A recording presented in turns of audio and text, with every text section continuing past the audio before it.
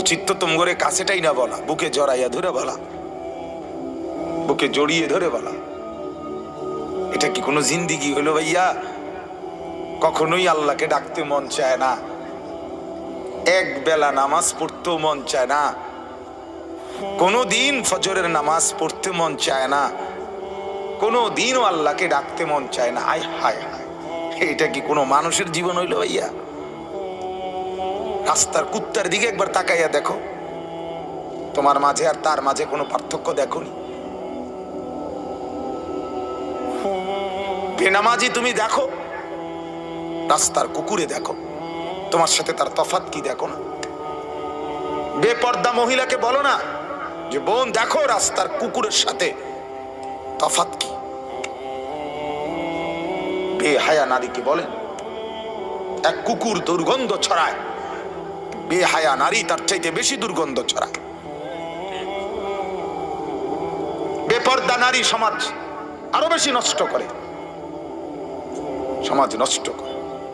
যে মেয়েটা বেপর্দা হইয়া অসংখ্য যুবককে নিজের শরীর দেখাইল, আল্লাহর কসম এই সমস্ত যুবকের গুনার সমপরিমাণ পীড়া ওই নাফরমান মেয়ের কাঁধে উঠবে, মহিলার কাঁধে উঠবে, কোনো সন্দেহ নেই। এজন্য বাপ আল্লাহ তাআলা প্রথম এটাই বললেন যে আমার বান্দা বিশ্বাস করো, গোটা জমিন আমি উপযোগী, আমি বানাই দিছি।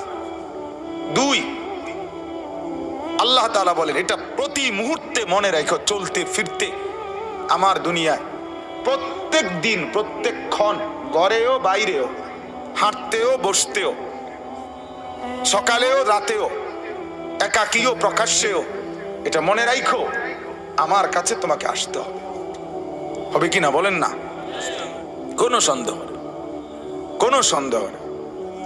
সুম্মা তুরাদ্দুন, আল্লাহ বলে তোমাদেরকে ফেরত আসতে হবে। ইলাইহিল মাসির ওয়া ইলাইহিন নুশুর ইলাইহি তুরজাউন ইলাল্লাহি মারজিউকুম জামিআ। কত ভাবে যে কইছি মিয়া, কত ভাবে। আর 3 নাম্বার হলো আল্লাহ তাআলা বলেন বান্দা শোনো, এই আসমানে যে মাওলা আছে, তুমিও তো জানো আমি আছি, তো আসমানে যে মালিক আছে তুমি তার থেকে নিরাপদ ভেবো না, বরং তিনি যে কোনো মুহূর্তে চাইলে দুনিয়াতেই তোমাকে হয় মাটিতে ধসাইয়া অথবা পাথরের বৃষ্টি বর্ষণ করে আযাব দিয়ে জমিনেই তোমারে ধ্বংস করে দিতে পারে। তুমি কোনো অবস্থাতেই হাঁটতে চলতে উঠতে বসতে নিজেকে নিরাপদ ভাইব না। এই মুহূর্তে আমার উপরে কোনো মুসিবত আসবে না, এই মুহূর্তে আমার উপরে কোনো গজব আসবে না, এই মুহূর্তে আমার কোনো অ্যাক্সিডেন্ট হবে না। আল্লাহ তাআলা বলে বান্দা বিশ্বাস করো, এটা তুমি মনে কইরো না, আমি আল্লাহ যখন তখন যেই কোনো মুহূর্তে তোমার উপরে আযাব আর গজব দিয়ে নিশ্চিহ্ন করে দিতে পারি।